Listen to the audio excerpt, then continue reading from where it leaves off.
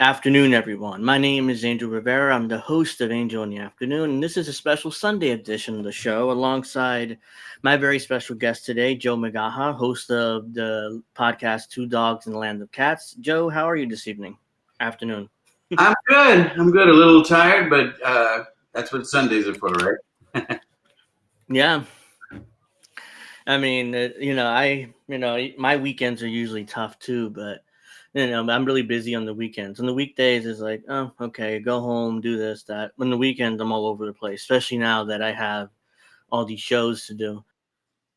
Yeah. But nonetheless, but yeah, I wanted to talk a few things today, and the first thing is, as we all know, a couple of weeks ago, yeah, a week ago, pretty much. Today's the 9th. Mexico elected their first female president, Claudia Sheinbaum, who's, by the way, Jewish. Yeah. Ironically, in a mostly Catholic country, but I digress. They elected a Jewish president, and she's a protege of AMLO. So Mexico's basically doubled down on AMLO's policies. So it isn't like they've decided to go a totally different direction. No, they just said, "Oh yeah, AMLO's policies. We want 6 more years of that." So there you go. So yeah, she was elected, and I wanted to get your thoughts on that. First off. Yeah. From what I understand, well, this was a very contentious election season. I think 34 candidates were murdered during the Mexican elections. Uh, Yeah. yeah, I interviewed a few people in Mexico about this. One American that lives down there, and then a Mexican journalist, and then a member of the opposition party who was for Xochitl Galvez. Uh Um, huh. I think AMLO, López Obrador is very popular with a lot of people. At least Hmm. with it's kind of like here. I mean, at least with the people in the big cities, the left for the most part elite, they like him. He's done a few things. He created a new train down in Yucatan, which they're putting a lot of money into, but I guess it's starting jobs and that kind of thing. I was supposed Yeah. to interview a journalist this morning, but he postponed it, so we're going to do that tomorrow night. But he had stated, Okay. I haven't read his entire article, but he said that López Obrador lifted 30,000 Mexicans out of poverty. I know López Obrador and all of Mexican politics has to deal with the narcos, and uh, Hmm. they work kind of with them to a certain extent because they have to. I mean, they can't function otherwise. Yeah. But it's interesting. It's I know last year there was I believe a hurricane that went through Acapulco that just destroyed that city, and a lot of people were complaining about López Obrador because help didn't come as quickly as it should have. People needed water and food, and Yeah. the Oxxos, which is like their version of 7-Eleven, were just raided. Everything was raided, and Acapulco for a long time has been kind of abandoned. It was a popular vacation spot back in the 60s, 50s, and 60s for Americans. I mean, it's in all kinds of movies. People used to go down there all the time, Yeah. but now it's run by the narcos. So like, it's kind of as some of my friends in Spain would say, God has turned his back on that city, sadly. But Uh huh. we'll see. Claudia Sheinbaum, she's the first Jewish president. She's also the first female president of Mexico. Um, Yeah. so that'll be interesting. I think it's probably going to be more of the same. I don't know how her relationship is going to be with the next U.S. president, which we won't know until the fall, but we'll see what happens there. Yeah. Most Mexican presidents tend to be they tend to be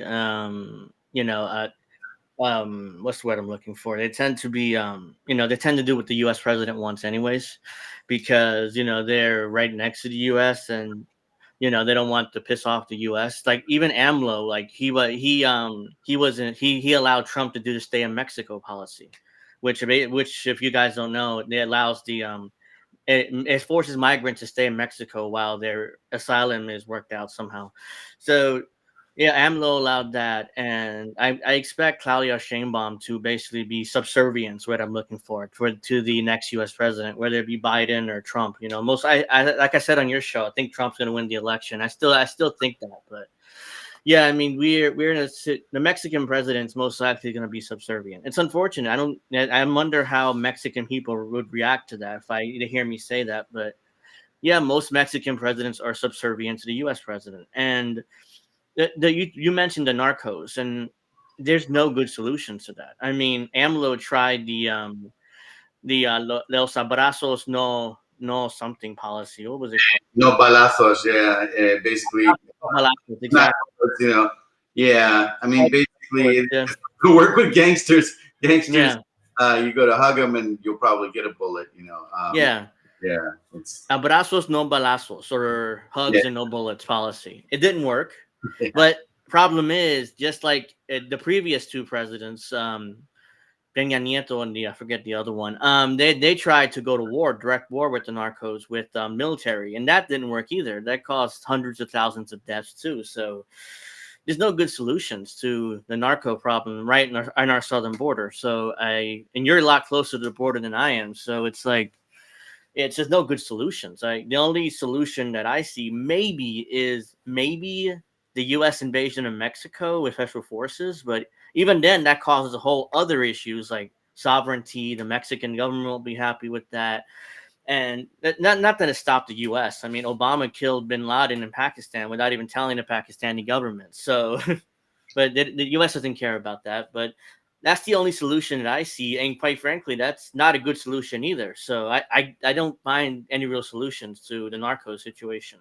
I yeah. don't And know what you have. Yeah, go ahead. I I basically feel that the U.S. government works hand in hand with the narcos a lot, and they know what's Mm-hmm. going on with them. The CIA has worked with the different carteles for years and years, going all the way back to the 80s. In fact, there's a documentary about how a CIA agent was there when Kiki Camarena was tortured and murdered. And Uh basically, huh. that was because, Yeah, I know that story. yeah. So, you know, I think that they work hand in hand with them. I think if they wanted to take out a leader of the narcos, well, I mean, they did the whole thing with El Chapo, but El Chapo really wasn't the top of the snake anyway. The head of the snake, he was higher up, but they make a lot Mm-hmm. of him. They usually sacrifice somebody, so the big leader, Yeah. But yeah, so I don't see troops ever going into Mexico, but we could possibly send arms and also possibly send drones or that kind of thing. We did train Mexican troops who ended up being their own cartel. The Zetas were a military, Zetas. yeah, Mm-hmm. and they That used didn't work too well. no, exactly. They use their military training to be Uh-huh. cartel because they don't. I mean, they pay so little in the Mexican military that makes more. Yeah. You see these people that you're fighting against living this luxurious life while you're struggling. Um, Mm-hmm. the choice is fairly simple. Yeah, unfortunately, there's a very simple choice. Mexican police, the same problem too. Is like they make no money, so it's like the cartels are like, here, money or bullets, plata o plomo. It's here, so it's up to you. So I take the money. It's like Mexico is basically a narco state at this point, and there's no good solutions. I mean, either A, we'll just play the game, rest one of them, and let them do whatever, and because unfortunately gringos or white people and Americans, let's say, we are very addicted to cocaine and all the drugs that come through Mexico. So it's like as long as we continue to buy the product, they will continue to fund it, or to provide it. So yeah, so there's nothing going to change as long as we stop doing cocaine, basically, which is not going to happen because we all love cocaine, or at least the people who have money love cocaine. So Yeah, and even the narcos in Mexico um, put out a rule to stop fentanyl because it was killing so many of their clients, and yes, it's all about return business. So if your client dies, then you don't have a customer anymore to sell nope, your drugs to. So yeah, it's I think that they get their money from drugs, but they also get their money from human trafficking. They're the ones that facilitate people coming up through from Venezuela and all the way up to the hmm border and across it, and people coming from China, from all over the place. It's facilitated through these same people, and they make money off it. I can't remember the amount that the typical amount that's paid, but I think it's in the thousands to be able to come from like the southern Mexican border all the way up to the United States border. And Yeah, it's Los Coyotes. Yeah, yeah, and yeah, the rich. I they're mean, also yeah. Go ahead. they're also associated with the cartels, coyotes, whatever. I mean, why am I can't I say that word right now? But it's coyote. It's basically people who like you said, transfer the people from to the border. Yeah. Why I Yeah, don't know why I can't spit it out right now, but yeah, I mean, and it I mean, it makes people. Well, AMLO did a lot of social programs, like social services, like they program for the seniors to give them money. That's basically Social Security, as I called it here in the U.S., but they didn't get into very recently in Mexico. And they also did, the trains. We discussed that too with they spending money on the trains, and they spent money on. AMLO got rid of the new plane that Peña Nieto got right before he left office. He auctioned it off, and Scheinbaum said in her address like, "Oh, that plane ain't coming back. Trust me. We don't use those presidential planes." And so it's gonna Mexico's not gonna change. It is what it is under AMLO, not under Scheinbaum when she comes in October. It'd be interesting to see how she deals with Trump or Biden, but I think Trump's going to win. But it'd be interesting to see how she deals with Trump and how Trump deals with her, whether he would take her seriously or dismiss her, because Trump tends to be more, what's what I'm looking for, male, more traditional male, so it's like, oh, a female president, I can bully her, right? So yeah, and she's fluent in English. She went to college in the United States, uh-huh. and so because of that, I think that she's definitely planning on being an ally of the United States. Anybody who's going to be president of Mexico kind of has to do that because Yeah, we 100%. control it. We control our neighbors, and we do that for our own interests mostly. Mm-hmm. Yeah, Same thing with the Canadians. It's like they have to be an ally. You can't just say, "Oh, well, the United States is problematic." And it's like, "Oh yeah, well, here's 100,000 troops on your border." So they have to be basically friendly to us or to our government. But yeah, I was reading on Twitter or X or whatever that there's some pro-Palestinian people that aren't happy with Sheinbaum's election in Mexico because she's Jewish and they perceive her to be more pro-Zionist. I'm not sure how true that is because I didn't research that enough. I'm not sure if you would know any different, but she's allegedly pro-Zionist, and how she spent a lot of some time in Israel, and how she's friendly to Netanyahu. Like again, I don't know enough about this to comment, but it'd be interesting to see if you know anything about that or not.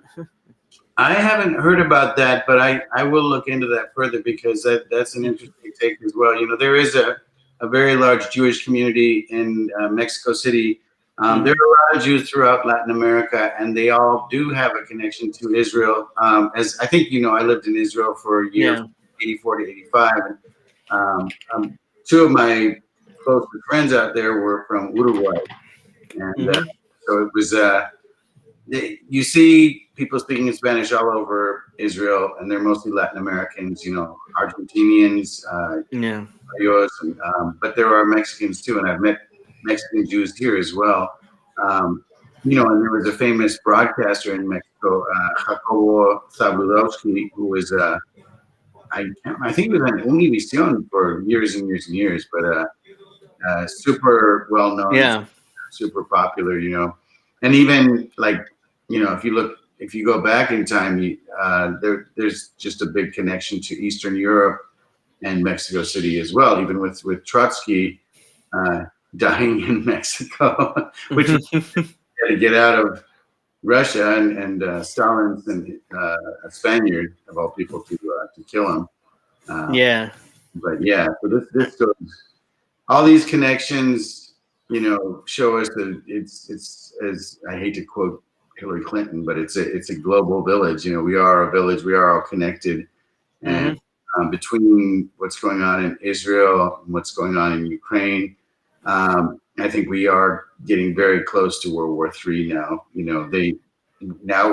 They're firing missiles into Russia. Which, Yeah. The Ukraine or Biden administration is indirectly approving U.S. missiles to be fired into Russia. It's like, we're not telling you to do it, but if you want to do it, go right ahead. We're not going to stop you. You know, that's one of those things. And it's not a direct approval. Like, yes, you can fire these missiles into Russia, but once you give indirect approval, Zelensky is psychotic enough to start firing into Russia. And then if that happens, Putin's going to escalate. And if he escalates, then the U.S. and NATO is going to escalate. If they escalate, yeah, we're in World War III most likely. Hopefully, cooler heads will prevail. I mean, it's kind of happened before. I mean, we were I thought we were close to World War III last year, but cooler heads kind of prevailed. And Israel is also directly attacking Lebanon now. The last few days, I mean, they directly attacked Lebanon. So it's like, oh, here we go. I mean, just further escalation by Netanyahu. It's like, you don't have enough of Gaza or the West Bank or wherever. No, you also need to attack Lebanon. And you also need to, they also bombed Syria. And the Iranian consulate was in Syria. So it's like, they're bombing Syria, Lebanon, the West Bank, the Rafah. You know, I mean, they're bombing all over the place. And it's like, are you really trying to recreate Greater Israel? That's what it seems like they're trying to do. They're bombing every place in the world with Greater Israel. You know, in the Bible, where God's chosen land, allegedly. Thank you, MCBC. Appreciate you joining us. Go ahead. Yeah, I mean, I don't know that they're necessarily trying to follow the Bible and what they're doing. I think that they're trying to wipe out their enemies once and for all, and also dominate the region. They do have people on their side in the Arab world now too. It's not like it used to be where everybody would stand up against them, at least verbally, if not, But I mean, even before, years past, the Saudi Arabians would send money to pay for terrorists. They'll send a young guy $25,000 for his family, and if you're living in poverty, then he'll do a suicide bomb for them. And then that shifted, and now the money is coming from Iran, and of course Iran and Saudi Arabia are two different sects of Islam. So so it's funny, we meddle into things in other countries, and we try to basically get everybody to go with us, but we get in between relationships, people that already hate each other, and like they say, you're the enemy of my enemy is my friend, but it's not really true, because they could all I forget. I think the Saudis are Sunni and the Iranians are Shiites. Or is it reverse? I got confuses me a little bit, but yeah, they're two different sects of Islam, and they have their totally different beliefs. I think basically what it is the Sunnis believe they believe that Prophet Muhammad explicitly designated a successor or not. One does and one doesn't. It's kind of confusing. It's like the Christianity sects. There's like a million of them, and Jesus did different things, or like they did this. No, Jesus didn't do that. It's like, I'm confused. So yeah, but I digress. I mean, it's confusing, and I think Jordan is definitely a friend of Israel now. Jordan and there's a couple other countries out there that now like favorable to Israel. That's because they want favorability from the U.S., but they want more guns or arms or money or whatever. So it's like they're like, okay, yeah, we like Israel now. Can you give us money or weapons or leave us alone or whatever? Yeah, and it's the responsibility off of them to take in Palestinian refugees, which they really don't want to do either. Mostly the Palestinian refugees that have ended up in Jordan end up in camps. They don't really integrate into society, and they don't look at them the same. Everybody says, well, if they really cared that much about them, why aren't they taking them in? But they're very isolated in their own way. They don't really want them to be part of their society in the same way, because they kind of, there is a classism within the Arab world as well, and there some Arabs think of themselves as higher class and as better than other Arabs, and many of them think of themselves as better than Western culture altogether. but we kind of got them to become superpowers because it all came from oil.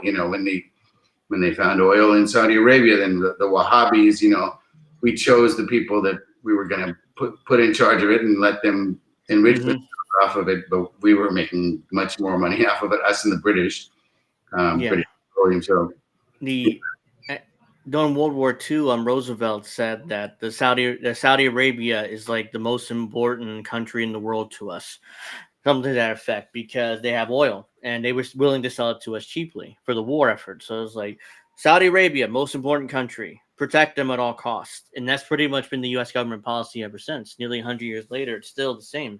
U.S. residents are mostly subservient to the Saudis because we need their cheap oil.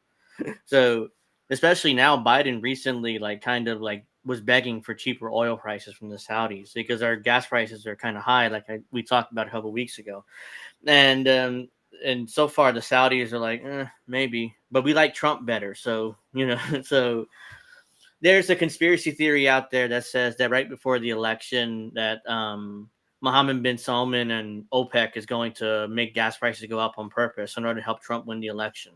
I don't know how true that is. I have no evidence, but it's one of those things where people on Twitter or X have claimed Biden supporters like, are they going to screw Biden out of the election? They're going to make gas prices go up right before the election. I'm like, maybe.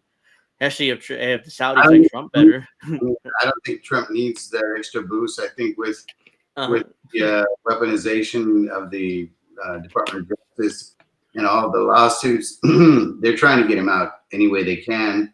Um, mm-hmm. but it's just making him more and more popular because people are kind of seeing, well, why, the people that the charges that they're throwing against him, just like the charges against Hunter Biden, they're not really anything major. And the charges against Trump, many of them were the same things that Hillary, basically did, with destroying documents and Yeah. confidentiality. And it's like, hey, there's not an equal, justice. And if we're going to put ex-presidents on trial, which I'm not against doing, but let's put them on trial for the real crimes, the crimes against humanity, the war Yeah. crimes. They're all guilty of that. I mean, Yes. yeah. Every U.S. president post World War II has committed some type of war crime. Every single one of them. Some more than others, but mostly everyone did. Putting Trump on trial for essentially what's a clerical error is just ridiculous to me. It's like, and somehow they turned that into misdemeanors, into felonies. And the theory behind it was, well, I mean, it helped somehow paying off Stormy Daniels helped Trump win the election in 2016. But we all kind of knew about that affair. It was back in 2006. We all kind of knew about it. It was always rumored, and Trump didn't deny it or confirm it. But we always knew that, yeah, he probably did have an affair with that porn star. But yeah, I mean, why did they? And their theory didn't make much sense to me legally. And when they found him guilty, I'm like, he's not going to go to jail. And even now, they're kind of admitting in New York, like, he'll probably get probation or maybe some house arrest or something. At worst, he's not going to actually go to jail.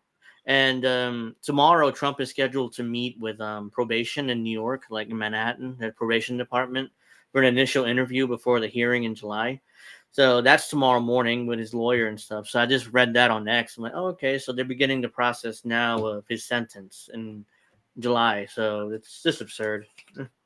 Yeah, and I mean, if you look at the Hunter Biden, which is their case that they're claiming shows that law enforcement is even-handed.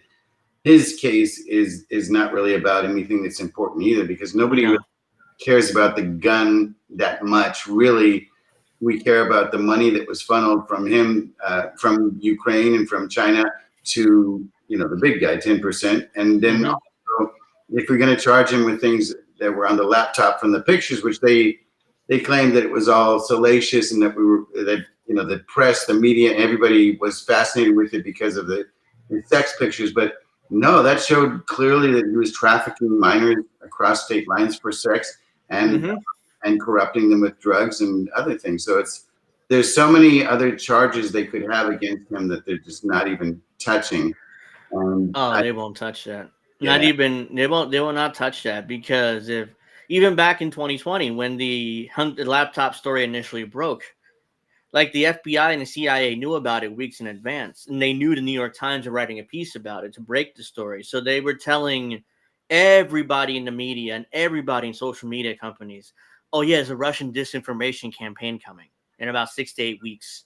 So if something breaks, ignore it. We'll trust us. Just ignore it. And they all did. They realized it was the Hunter Biden laptop story, and they all ignored it. Not only that, the Twitter banned the New York Times for like a week from their Twitter account. The New York Post, yeah, yeah. Oh, the Post. You're right. Sorry. Yeah, the New York Post. They banned them for a week, and I'm like, you banning a corporate media outlet? That tells me that this is true. There's got to be something to this, because it's not like they banned me or they banned some random person that reported it. No, it's the New York Post. It's an important newspaper.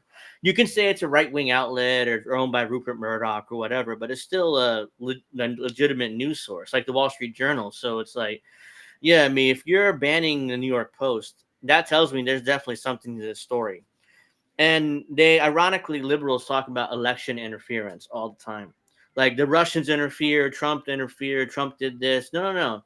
The FBI and the CIA interfered in 2020 when they actively told people not to report this, and everybody listened.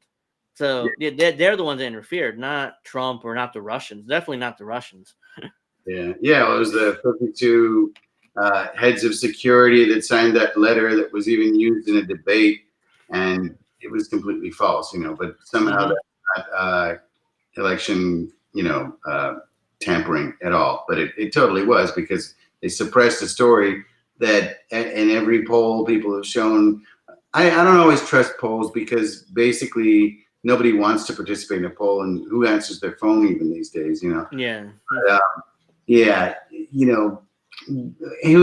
I think if people knew about it, it might make them question things a little bit more. The Yeah. laptop, that was a pending thing, and there was a lot of information on there that still hasn't come out. Just like, you know, with Jeffrey Epstein's client list, is it ever going to come out? Probably not. At this point. Yeah. I wouldn't hold my breath. I mean, that's been suppressed and buried somewhere. I mean, that black book. And yeah, I mean, talking about that laptop, that laptop's never going to really come publicly. I mean, it's in at the FBI headquarters in Washington, and they had to admit in court and Hunter Biden trial, oh yeah, the laptop's actually real. We kind of pretended it wasn't, but it actually is real. You have to admit to an open court. And I think Hunter Biden's no, his brother's wife testified, and they're all testifying. But to me, the case, it's about what, guns and crack. Is like, he's a crackhead. Okay, we already knew that, but I don't really care about that, and I don't care about the gun either. So it's like, is it really gonna the right thing is gonna affect Joe Biden's reelection bid? And I'm like, he's already losing, and he's probably gonna lose anyways, even without Hunter Biden going through all this stuff. So my conspiracy theory is he'll be replaced at the convention. Joe Biden, right before the convention, will say, "I'm older. I'm getting sick. I gotta watch after my son. He's on trial, so I'm just gonna step aside."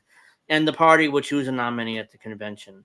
Most likely, Gavin Newsom, the governor of California, because he's already kind of trying to step into the to the presidency. So it's like, I don't know what you think about that, but yeah, that's what I think is going to end up happening.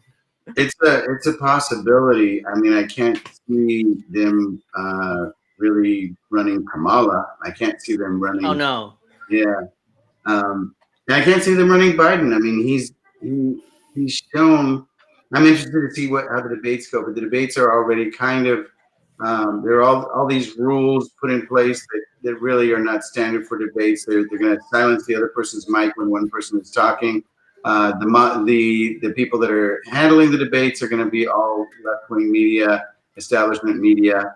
So it's not going to be balanced at all. And No.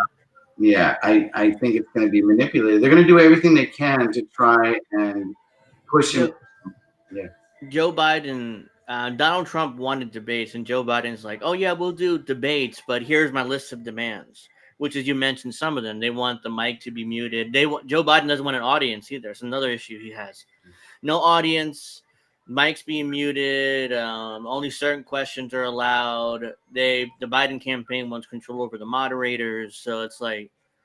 And I'm like, if I'm Trump, why would I debate you in those circumstances? He's winning anyway. So it's like, you need this debate more than I do. I mean, Biden's the one losing. So, but yeah, I mean, somehow they want control over the debates. Had a nightmare. Newsom was the one being sworn in as president. Oh, that's all. I think that's all of our nightmares. So that's not just yours, but yeah, I mean, the Fannie Willis trial in Georgia was delayed indefinitely while they handle this whole Fannie Willis being disqualified situation in court. So the Georgia Court of Appeals had decided to basically put a hold on the case until they can hear arguments on why Fannie Willis should be disqualified or not. And if they do, so they don't have to come to the decision until next year. They're going to hear arguments in August, and they're going to make a decision some point next year, maybe March of next year.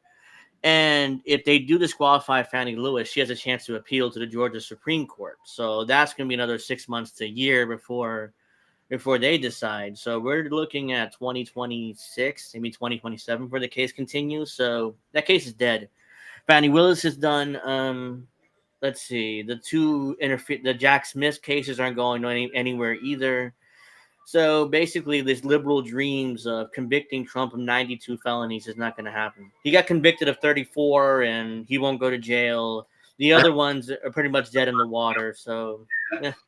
Yeah, it's kind of funny, but it blows my mind. I think that a lot of people have kind of suspended their morals because they have this derangement syndrome. They think that Trump is Hitler.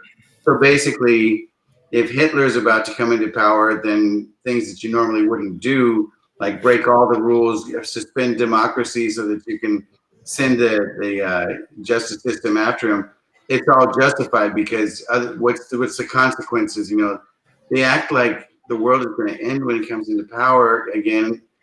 He already was in power. He was already president for 4 years, and we saw how. Yeah. So it's not. It's ridiculous, and we saw the reaction. That reaction is going to happen again because Oh we God, yeah.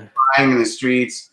I think there are going to be riots, you know, after the election, and I think there are going to be riots at the Democratic National Convention in Chicago. It's going to be like 68, except they're not going to be Yeah. able to close because they blocked off, I think, a mile outside of the convention.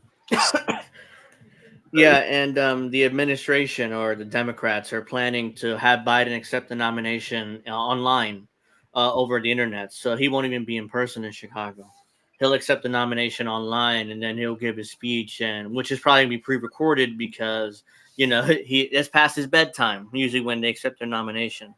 So he'll accept it, be pre-recorded, make sure it looks good, and the president will. And that's it. That's the convention. He won't even be in Chicago, but yeah, the Chicago Police Department they're planning like a 3 mile cordon around the convention center. So there'll be protests, but none of the Democratic Party elite will see it.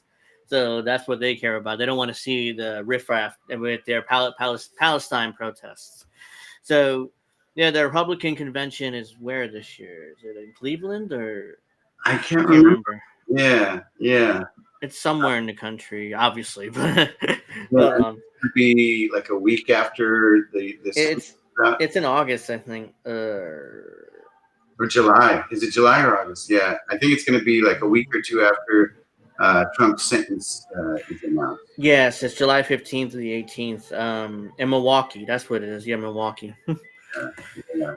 It's a week after he's supposed to be sentenced, so we'll see if he's sentenced to house arrest or anything. Because I assume Trump would be there, if not in person, to accept the nomination to the Republican Party. So yeah, I mean, did you see the short list of Donald Trump for VP? I mean, none of them are really impressive.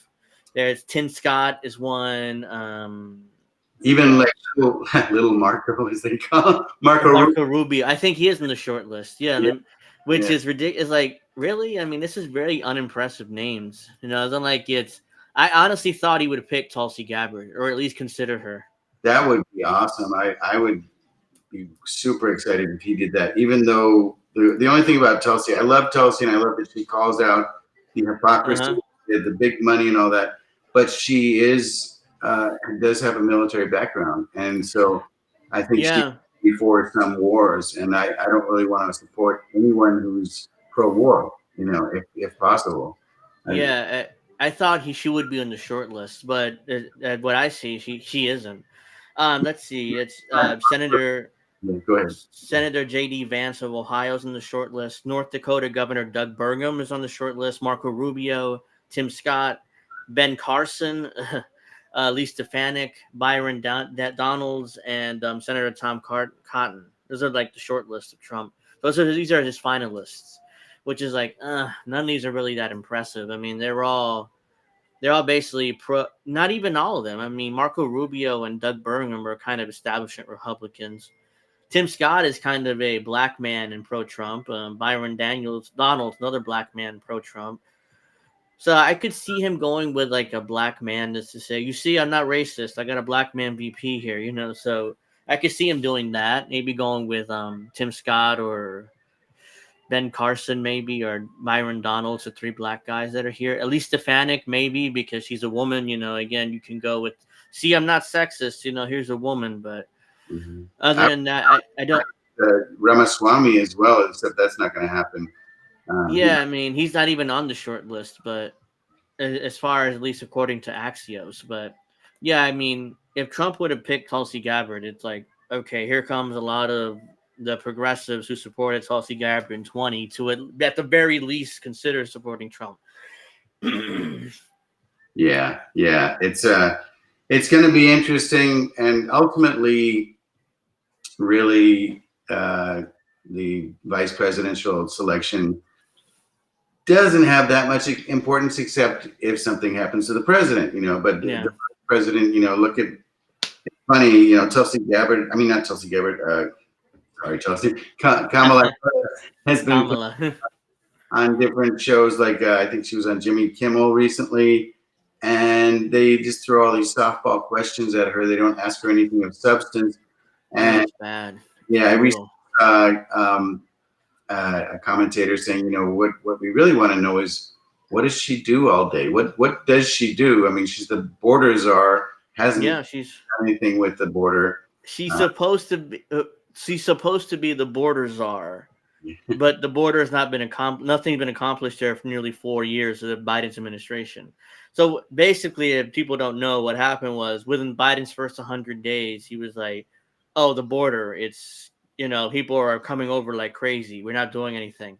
Let me hand this steaming pile of crap to Kamala Harris. Like, here, you're the border czar now. You fix this mess that I created. Good luck to you. We're gone." And again, they turn around and say, "Well, we were disappointed how Kamala Harris handled the border." Like, yeah, you just set her up. You just gave her a steaming pile of crap and then didn't give her no authority to fix it either. It was more like, here, you do that. You take this mess while we look good over here doing other stuff. So yeah, they just made her look terrible. They buried her. She'll never be president now. I mean, there's no way. She's at least she's not even as popular as Biden is. And Biden is like at 35. She's what, 28 or something? She's a terrible shape. Her VP. well, everybody knows how she treated people of color, especially in my home state in Oh California. yeah. Mm-hmm. Threw a lot of people in prison for marijuana offenses, and now she jokes about marijuana. In fact, even on Jimmy Kimmel, they were talking about how there's a strain of marijuana called Kamala Kush, or Kamala Kush. Uh-huh. Oh my god. And she's laughing, and It's so cringe. in prison for that. It's so cringe, especially since she put a bunch of black people in prison for marijuana and then laughed about it too. And she turns around now, laughs about how there's like a certain pot brand named after her. It's like, I mean, you're the one who put these people in prison. I mean, it just drives me crazy. And then when now you have a Kamala Harris who's basically killing off Joe Biden. I mean, because usually the VP is more popular than the president. So when the president's sagging, the VP can do a debate and save the president from disaster. That's what Biden did with Obama in 2012. Obama had that first debate against Biden, didn't do so well. And then Biden came out and debated Paul Ryan and just crushed Paul Ryan. Is like, oh, okay. I mean, now, and that's how Obama won re-election, or at least that's what the political experts say. But yeah, that's before Biden lost his mind. I mean, he was still with it in 2012. So it was like, now that I've shown a lot of videos on my show recently about how Biden is just completely out of it. In the D-Day celebration, I showed at least 3 videos where he's kind of like, he has the old man look. He's kind of walking like this, and he's Yeah. confused, and at one point he started bending over for no reason, like he was gonna take a crap on the floor. I mean, it was just embarrassing. Another time he turned around while everybody's looking this way at the flag, and I think Kamala, no, Jill Biden, and Macron and his wife all turned around awkwardly to like in order not to make Biden look so bad because the flag's over here, but he's for some reason he's looking over here, so it's like let's all just awkwardly kind of turn around, you know. So it's like in order to not make Biden look so bad. I mean, it was horrible. It was a horrible performance by Joe Biden in Yeah. France. From what I understand, part of that happened because Macron was late. I think he was like 2 hours or at least 45 minutes late to the event. So probably what I'm thinking is whatever drugs they gave Biden, like Uh-huh.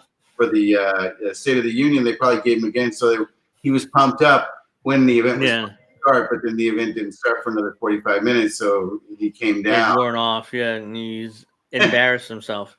I Yeah. mean, there was the one where he's bending over and trying to sit down in a chair that wasn't there. It looked like he's gonna crap himself, Yeah. but and nobody did anything. They're all like looking away. It's like, will he please stop doing that? Yeah. And There then were, later on, his wife Jill kind of walked him off, you know, like in the middle of the event for no reason. It's like, where is he going? And yeah. some people were joking around, well, he has to change his diaper, or you know, he needed his drugs again, like you just said, you know. So it's like it looks bad, you know. It looks horrible. Yeah, and then Jill Biden flew back to uh, to be at Hunter's trial. So basically, they're constantly lecturing us about uh, the climate crisis and global warming, and they're flying back and forth across the Atlantic. Mm-hmm. Just Yeah, and that's on our dime too. Besides the yeah. That's my theory too. I mean, he cried. That's why he was bending over. I said it from my show on Friday, and it's like, yeah, he probably did. Look like he crapped himself. But yeah, I mean, yeah, another thing about global warming. Again, they're flying back and forth in their private jets, and then Biden is like, then they're like, oh, so, or at least some progressives in Congress support the Green New Deal. Oh yeah, one of the most unrealistic pieces of legislation I've ever seen, because the Green New Deal, it sounds nice on paper, maybe, but at the same time, it's like we need to retrofit every single building in the United States to 21st century standards within 10 years. First yeah, of all, we don't have enough engineers for that. Second of all, we don't have enough builders and citizens even attempt that. And within 10 years, you might as well say it's just so pie in the sky, unrealistic legislation that even if they passed it, it's like they wouldn't be able to do it. So you have to redo the legislation again. So it's like, what are we doing here? Why are we wasting our time with the Green New Deal? yeah. It's like what Newsom did, where he basically is trying to get rid of Yeah. gas cars. Yeah, That's what yeah, Yeah. running cars by I think was it 2035 where we're supposed to, or maybe 2030. Yeah. 2030, I think it is. Yeah. Makes sense, because basically the energy, the whole thing with electric vehicles and with a lot of this stuff, it's just a money grab. Yeah. The energy is still coming from dirty energy because you have to plug into the wall. It's not, and Yeah. the lithium batteries that are mined in Africa, cobalt and lithium, and they're basically a hazard. It's a hazard. You can't just. It's not like old cars where you can just recycle parts and stuff. These Yeah. are basically huge batteries. The Central African Republic is where most of the world's cobalt is at, and it's mostly mined by kids, which is another issue. It's like we're liberals run around and talk about how, oh well, we buy electric cars, in particular Teslas, because we want to save the environment. We want to get rid of dirty energy. Meanwhile, the lithium battery is made of cobalt, which is mostly mined by kids, which is mostly done in Africa, which is, but let's just ignore all that. And another, even if you ignore all that, plugging in, like, where are you gonna, where's our, in California, where's all the electric gonna come from? I mean, the electrical grid cannot handle all these cars being plugged in at the same time, or Yeah, mostly at the same time. an I electric. guarantee, yeah, I Yeah, guarantee you'll be more blackouts in California. And if you actually attempt that. yeah, an electric car they say uses 12 times the amount of electricity of a refrigerator. Uh, so it uses a lot of electricity, and yeah, it's not. They even said during hot times, please don't charge your cars so much because the grid can't handle it. And we haven't even gotten to the point where everybody has electric cars yet. So what are we going to do then? I mean, we're just not going to drive, or either either you're gonna have to you're gonna have to allow to build more nuclear power plants. That's the only option I could see. Oh yeah, just build more nuclear power plants. Yeah, but that's the cleanest form of energy we have. I understand the risk of a power plant melting down and cause like in Chernobyl, but that's the only clean way I could see for California to make more enough electricity to support all these new electric cars. But even that, there's but a lot of liberals are against that too because of the power, of the meltdowns. But so how do you? It's unfeasible then. If you don't want to build more nuclear power plants before 2030, then it's really unfeasible. You can't do this. This is not a policy that's going to make any sense, and you're going to have to repeal it anyway. So, yeah, I think we have to go with nuclear. And Oliver Stone has really changed his position on nuclear, and he's put out a documentary about it.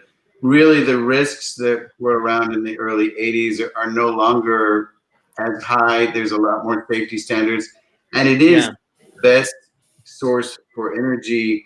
We have so many more people now than we had even back in the 80s. And yeah, the demand is so high. And look, we're everything we do uses electricity. yeah, So we have to do something, because it just like we always put these band-aids on things. Same with like the drought in California. We never fixed it long term. There are all these different things that we try to do, and ultimately, nature sometimes helps us out, and we get a very yeah. winter. But other than Well, that, it's politics. It's easy. Quick fixes are easy. It's like, hey, we solved the problem. Like Obamacare was a big, just quick fix. But 15 years later, our healthcare system is still a disaster. But yeah, Obamacare was a quick fix. Out there in California, there's plenty of Gavin Newsom and the Democrats do plenty of quick fixes. And I just want to read this. Wait until everybody is on electric cars and everyone has to charge their battery powered schmooly dildos and the grid will explode. Yeah, thank you, bad cookies. Yeah, I mean, I mean, yeah, I mean, it's just a disaster. I mean, it's that I think it was Germany, a country that they're like pro clean energy, but at the same time they shut down all their power plants, and now they don't have enough or nuclear power plants. They don't have enough electricity to meet their needs. So now they're kind of like admitting we have to turn on some of our nuclear power plants back on. Turn them back on. So yeah, you have to build nuclear power plants. That's the only way you can get yourself out of this, out of the yeah. mess that liberals created. Quite frankly. Until you find another source that can generate that much energy, we have to go with what our options are, and be honest with ourselves, because that's the thing. Everybody becomes ideological about everything, so they say, no, I'm not going to use that. It's like if you're starving and the only place where you have food is a company that you don't want to buy food from because you're against their politics or whatever. You're Mhm. starving. Buy your food. Yeah, You need to eat. Sometimes you have to be practical about yeah, these. Yeah, so it's yeah. frustrating. A lot of like leftist liberal policies are so on paper they look great, but at the same time it's like so impractical. A lot of times it's like Green New Deal is just insanely impractical. There's so many like for example, even though I still like the idea of a Medicare for all system, like single payer, get everybody health insurance. It's on paper it looks good, but when it comes down to being practical, if you want it, I don't think it'll pass Congress anytime soon. I don't think within I'm 37, turning 38 in August. Within my lifetime, I don't see it passing. I mean, it's like it's just so difficult right now. So I I still like Medicare for all as the ultimate solution, but I'm really leaning towards doing like a Medicare buy-in for Americans that are are too rich to get on Medicaid, but too poor to afford private health insurance. So let them buy into Medicare. I mean, depending of their income and stuff, let them buy into Medicare and get some sort of health insurance, even if and it'll make Medicare solvent because people are actually putting more money into it, and I think it solves both problems. Like you have more Americans that are insured with some type of insurance, and we get closer to the single payer solution that I think is eventually going to have to end up happening. So I don't know what you think about that, but yeah, that's my Yeah, solution.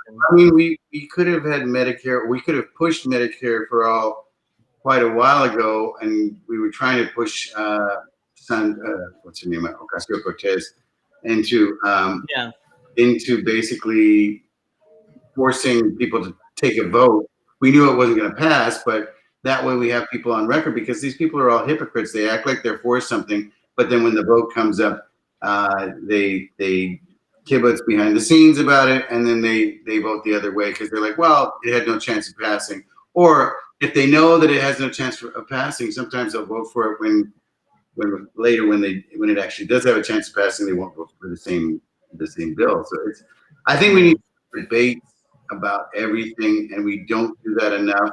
We should have live debates on a national stage about everything because so many things have happened since the pandemic, but even before that, so many decisions are taking place that don't include us, the taxpayer. Sending all of this money to Ukraine. I never voted for that. yeah. But yeah, let's do that.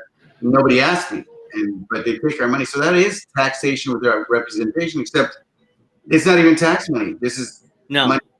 This is bonds, printed money. And the Chinese have been dumping their bonds lately. So what happens now? I don't know. It's a mess. yeah, it's not really our taxpayer money anymore. It's just the government taking money from China, taking it here, sending it there to Ukraine. It's like a Ponzi scheme. Eventually, if the Chinese decide, no more, we're not going to give any more money, our Yeah. economy craters, and we're done for. I mean, that's just simply as simple as the way we put it because the Chinese, I'm sure. I mean, we've been, or at least the Trump has been saber rattling with China a lot in his campaign trail. We got to watch out for China. We got to watch out. We got to do something about China. So it's like, dude, you do realize the Chinese are keeping us afloat, right? I mean, they're buying up our bonds, and now all of a sudden, now they started selling them, as you said, which is interesting development. Like, I mean, Yeah, and then they're making a move here to try to take the BRICS, U.S. out. yeah, maybe BRICS. They're looking to transfer everything over there. They're going to have their own currency. Supposedly, they're talking about that. BRICS, yeah, the new BRICS. It's Russia, China, India, I think. And a lot of countries are getting together to recreate the new multipolar world. Like they're not going to rely on the U.S. and the U.S. dollar anymore. And quite frankly, I don't blame them. I mean, the United States is far too unstable. I was going to say mentally unstable, but yeah, most of our leaders are mentally unstable. So it's a kind of a Freudian slip, but yeah, our country is really unstable. Our leaders are out of control, or too old, out of control, crazy, or just straight up incompetent, dumb. I mean, I don't blame like China and Russia and India and a lot of these countries are saying, yeah, we gotta create our own currency. We gotta recreate the world. I mean, the U.S. cannot be the sole power anymore, and I don't blame them. I mean, it's just interesting to see if it'll work because if it works, Western sanctions won't matter anymore because we can sanction whatever the hell we want, but if they don't use the dollar anymore, it's like, yeah, who cares? Already Russia is proving that sanctions don't matter because their economy is doing really well.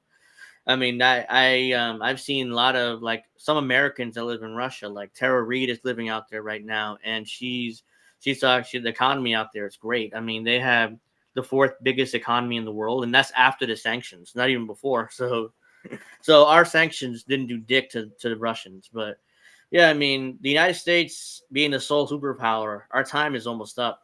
And then what? We'll see what happens in the multipolar world, but for now, I mean, we're almost there. We're almost at that point.